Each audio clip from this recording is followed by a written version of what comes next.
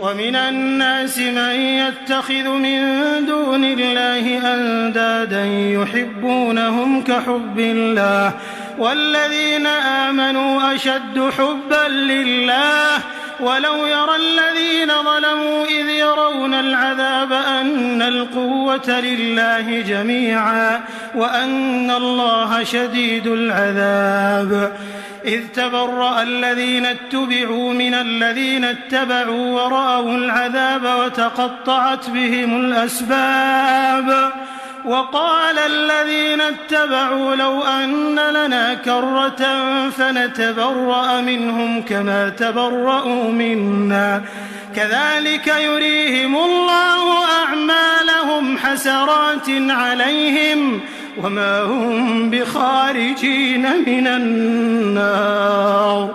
يا أيها الناس كلوا مما في الأرض حلالا طيبا ولا تتبعوا خطوات الشيطان إنه لكم عدو مبين إنما يأمركم بالسوء والفحشاء وأن تقولوا على الله ما لا تعلمون وإذا قيل لهم اتبعوا ما أنزل الله قالوا بل نتبع ما ألفينا عليه آباءنا أولو كان